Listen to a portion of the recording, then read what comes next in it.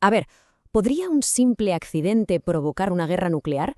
Esta pregunta, que parece de película, en realidad define el momento tan delicado que vivimos en la relación entre Estados Unidos y China. Y ojo, no es algo teórico. El riesgo de que un error de cálculo, una simple metedura de pata, se convierta en una catástrofe, pues es más real de lo que nos gustaría pensar. Y es que ya hemos tenido sustos antes. El bombardeo de la embajada en Belgrado en el 99 o esa colisión en el aire en 2001. Fueron crisis gravísimas, pero bueno, se lograron gestionar. La gran pregunta ahora es, ¿un incidente así, hoy, se podría controlar? Pues según este análisis, la respuesta es que sería muchísimo, pero muchísimo más complicado. Bueno, pues vamos a desgranar por qué esta rivalidad se ha vuelto tan peligrosa y, sobre todo, vamos a ver qué se podría hacer para, con suerte, evitar el desastre. Aquí tenemos la hoja de ruta. Empezaremos diagnosticando el problema, viendo qué pasa en la zona de peligro y analizando la anatomía de una rivalidad.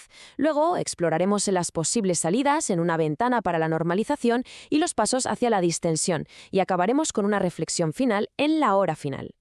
A ver, lo primero que hay que entender, y esto es fundamental, es que no estamos en una nueva guerra fría. De hecho, la situación actual es bastante más inestable. Es como una espiral que nos empuja hacia un conflicto por accidente, no porque nadie lo esté buscando a propósito. Los expertos le han puesto un nombre a esto: hostilidad controlada. Y lo interesante de este concepto es que describe perfectamente cómo la enemistad se convierte, digamos, en la configuración por defecto. Es un estado de tensión constante que al final nos perjudica a todos, no solo a Washington y a Pekín. Vale, pasemos a la anatomía de esta rivalidad. ¿Cómo hemos podido llegar a este punto? ¿Cómo es que la hostilidad se ha metido tan hasta el fondo en la política de ambos países? Pues mirad, esta imagen lo explica de maravilla. Cada uno ve al otro a través del filtro de sus peores pesadillas. Para Washington, China es el rival que amenaza su posición en el mundo. Para Pekín, Estados Unidos es la potencia que quiere frenar su ascenso a toda costa. Y esto no es solo palabrería, ¿eh? Es la base sobre la que construyen toda su estrategia militar y económica. Esta hostilidad se juega, por así decirlo, en 3 tableros a la vez, que además se retroalimentan: el militar, el económico y el cultural. Vamos a verlos uno por uno. En el plano militar, la cosa ya no va solo de barcos y aviones. La carrera armamentística se ha ido al espacio, al ciberespacio. Y esto hace que la disuasión, ese principio que nos salvó de una guerra en el pasado, sea ahora mucho más frágil. El peligro de un conflicto real por un fallo tonto es real. En lo económico, los números son una pasada. Desde que China entró en la Organización Mundial del Comercio en 2001, su PIB per cápita se ha multiplicado por 12, ¡por 12! Y el de Estados Unidos también ha crecido un montón. La realidad es que ambos países prosperaron estando conectados. Pero ahora, esa misma conexión, que antes era un factor de estabilidad, se ve como una debilidad, como un riesgo. Ahora se habla de reducir riesgos, de autosuficiencia, y ambos están dispuestos a pagar un precio económico con tal de depender menos el uno del otro. Y en el frente cultural, los lazos se están rompiendo. Este dato, una caída del 27% en los visados a estudiantes chinos en solo un año, es un síntoma clarísimo. Los puentes entre las personas se están dinamitando y eso solo alimenta la ignorancia y la desconfianza.